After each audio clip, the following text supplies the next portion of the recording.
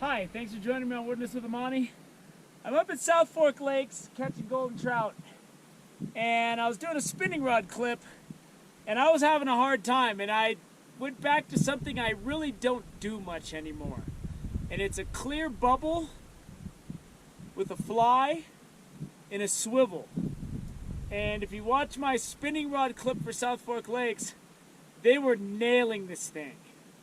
And you can do a lot of stuff with this setup right here.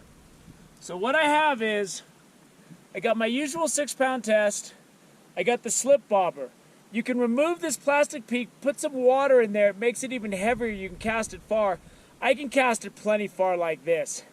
Then you have a swivel, kind of like a slip sinker setup, and then you have a leader. And I have 4-pound, I'm using 4-pound fluorocarbon. And my leader is about 4 feet, 4.5 feet long. And then I got a nymph. You can do this with dry flies. You can do whatever you can. This, you cast it out, and I typically will do a steady retrieve, a steady, slow retrieve. And they get attracted by the wake that this bobber makes. And then they see the bobber and they turn away, and then they see the fly and they go for the fly. So if you're ever in a reservoir or you're in an alpine lake and the fish are jumping way out in the middle, this can get you to them. And if you're using a nymph, I hooked a couple of really nice fish by reeling it in, and then I saw the fish were down deep just sitting there, and I just stopped it, and I let the nymph sink because it's a nymph. So you can really fish this like a fly rod if you want to. So sometimes I'll do a steady retrieve, sometimes I'll do a fast steady, sometimes I'll do a slow steady, sometimes I'll do a stop, start, and you just really got to watch your bobber. If your bobber starts to go to the side at all, or you feel any resistance, a fish has swum up and it has grabbed that. So you got your slip bobber, you got your barrel swivel, your leader, and then your fly.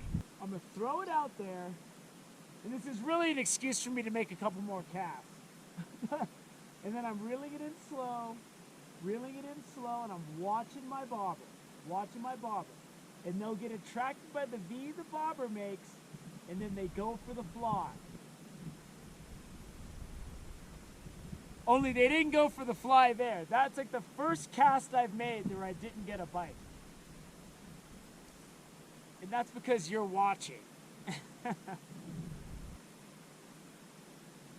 And in reservoirs, this really can work good. Right at sundown, when you start seeing all the risers, stick your clear slip bobber on and start firing that thing out there.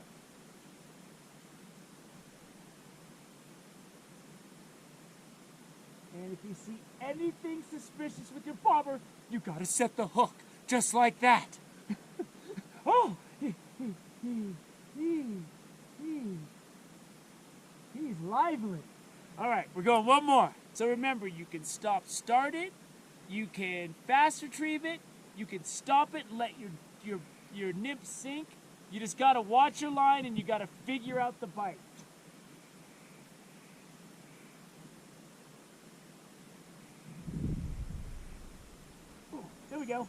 There we go. Right on cue for the demo.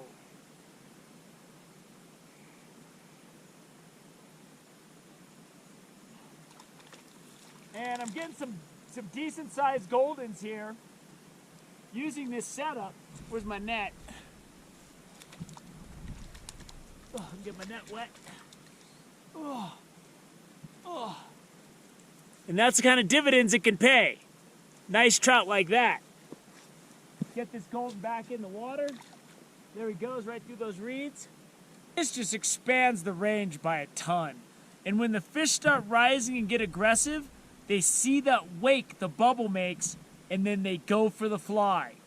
I hope this is one more thing you can add to your tackle box and have success with when the fishing gets tough like I did today.